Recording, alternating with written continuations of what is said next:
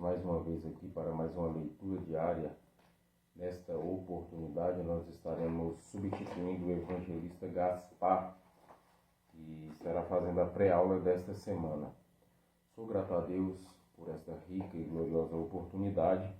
Grato ao Senhor por nós estarmos finalizando mais um trimestre da nossa escola bíblica dominical. Trimestre este que foi comentado pelo pastor Gilvan, claro, ali de Campos Belos, onde nós aprendemos sobre os milagres de Jesus, o poder transformador da cura divina. Comentarista, pastor Gilvan Claro da Silva.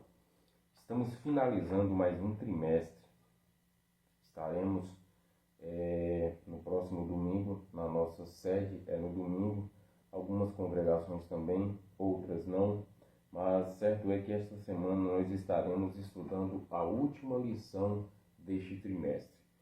Trimestre esse onde nós aprendemos a importância dos milagres de Jesus, onde nós relembramos, na verdade, sobre a importância dos milagres de Jesus. Nós sabemos, meus irmãos, que é de grande importância na vida do crente, na vida da igreja, os milagres. Por quê? Porque a Bíblia Sagrada diz que os milagres seguiriam aqueles que crerem. Então, estes milagres de curas divinas, milagres que fazem com que a nossa fé ela seja reavivada, por assim dizer. Aí alguém vai falar, mas então quer dizer que para nossa fé ser reavivada tem que haver milagres? A Bíblia diz que os sinais seguiriam os que crerem. Então, e esses milagres, eles estão enquadrados nestes sinais. E, consequentemente, quando nós vemos os milagres do Senhor acontecer em nosso meio, nós nos alegramos, contamos testemunhos. Eu relatei aqui algumas leituras de área passada, o testemunho que o pastor Aldair contou a respeito da cura que teve na vida do pastor Gesiel. Então, estes milagres, eles acabam nos fortalecendo em saber que Deus verdadeiramente está ouvindo a oração da sua igreja. E nós somos gratos ao Senhor por este trimestre que está finalizando. Somos gratos ao Senhor porque nós sabemos que Deus falou conosco através desse trimestre, através dessas lições. Tiramos, exaurimos daqui, extraímos deste trimestre lições que nós iremos levar para nossas vidas. Nós aprendemos bastante e eu tenho certeza que nós iremos carregar ao longo de nossas vidas lições que nós extraímos deste trimestre a respeito dos milagres de Jesus. E a lição de número 13, que será lecionada no dia 29 de junho, nas igrejas que a escola é dominical, será no dia 29 de junho, a figueira que secou. Na segunda-feira, o presbítero Samuel fez a leitura diária. Terça-feira estará sendo eu que estarei substituindo o evangelista Gaspar, que vai fazer a pré-aula. Na quarta-feira é o auxiliar, o Anderson.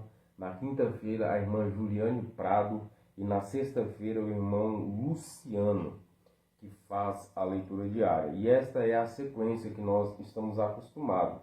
E sempre que um desses irmãos fazem a pré-aula, eu estou substituindo eles aqui na leitura diária.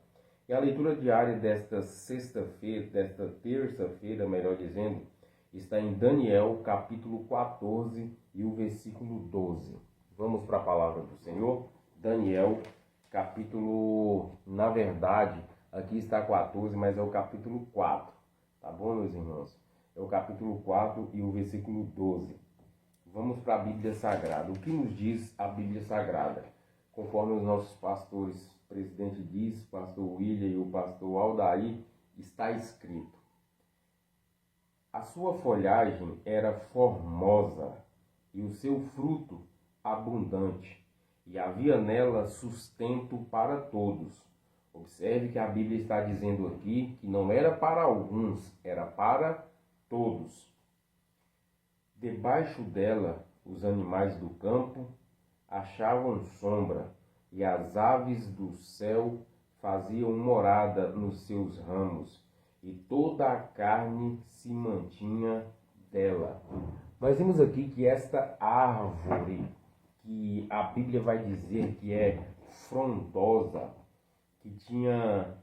era uma árvore que suas folhagens eram formosas, que o seu fruto era abundante, ou seja, havia abundância, havia fartura de alimento nesta árvore. E aqui dizia, para todos, debaixo dela, os animais dos campos achavam sombra. Não só tinha alimento esta árvore grande, frondosa, mas também tinha sombra, ou seja, ela proporcionava alimento e também proporcionava descanso. E aí continua dizendo, e as aves do céu faziam morada em seus ramos, proporcionava alimento, descanso e moradia. Os ramos, os galhos daquela árvore serviam de moradia. E aqui ele continua dizendo, e toda a carne se mantinha dela. Ela providenciava alimento para toda a carne. Mas que árvore é essa? Conforme eu disse, em uma aula, o pastor Jean Figueiredo nos disse que nós temos que ler a Bíblia e fazermos pergunta. Nós lemos aqui, e a sua folhagem, nós entendemos que está falando de uma árvore. Mas que árvore é essa? Nós vamos ver aqui o capítulo 4, ele vai estar relatando o sonho que o rei teve. Ele teve um sonho, o rei Nabucodonosor teve um sonho. E ele, ao ter este sonho, ele chama os magos, chama os adivinhos, chamam todos aqueles que achavam que eram especiais de alguma maneira. Chamam eles e eles vêm até a presença do rei. O rei conta-lhes o sonho, mas eles não conseguem interpretar. Mas ele conhecia um servo do Deus Altíssimo. Oh, meus irmãos, como isso é maravilhoso. Quando nos deparamos quando pessoas se deparam com situações que elas não conseguem resolver e elas procuram meios para resolver este problema. Elas procuram meios para sair desta situação em que ela se encontra. Ela procura A, procura B, mas ela não consegue sair. Aí ela se lembra, fulano de tal é um homem de Deus. Fulana de tal é uma mulher de Deus. E eu posso procurá-la para ela me ajudar a resolver este problema. Esta é a função de nós, enquanto igreja aqui na terra. Nós devemos ser pontes, construtores de pontes. Nós devemos ser o sal que tempera o ambiente em que nós estamos. Nós devemos ser a luz que clareia, porque a Bíblia diz, vós sois o sal da terra e a luz do mundo. E a Bíblia também vai dizer que não se pega uma lamparina, ou seja, um candeeiro, não se pega uma luz e esconde ela. A luz ela é colocada em um lugar que vê. Então, meus irmãos, o rei se lembra, eu conheço um servo do verdadeiro Deus. Aqui ele vai dizer, Deus dos deuses, né? Ele vai entender que Daniel era um servo do Deus Altíssimo. E ele manda chamar a Daniel. E Daniel é introduzido à presença do rei.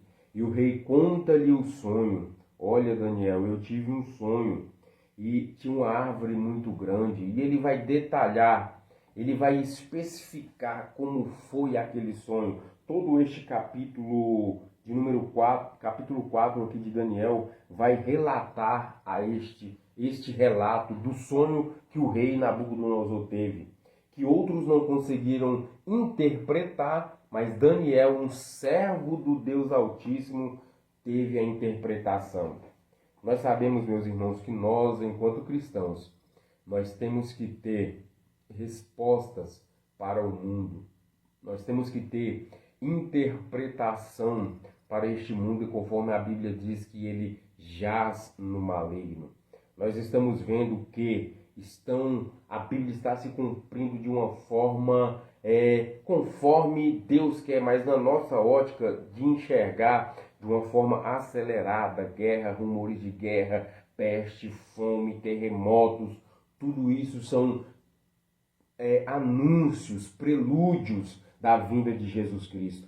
E nós, enquanto cristãos, nós temos que estar que nem como Daniel, termos as respostas quando as pessoas vierem nos indagar. O que quer dizer isso? Como vai acontecer isso? O que você pode me falar a respeito disso? E nós, assim como Daniel, no versículo que nós lemos aqui, e toda esta história que aqui na Bíblia está relatada, Daniel, ele teve a interpretação. E nós vimos aqui que o rei foi avisado. Falou, olha, você tem que dar glória a Deus, porque a glória de Deus ele não dá a outrem. A glória de Deus é dele e ele não divide a glória dele com ninguém.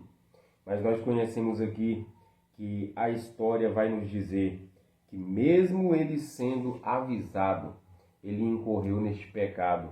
E o final desta história nós conhecemos que ele foi colocado junto com os bois, com os animais do campo, e para comer da pastagem que aqueles animais comiam.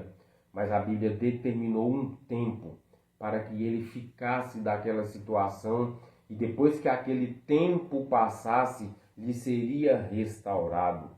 Que eu e que você não usurpemos a glória que é de Deus.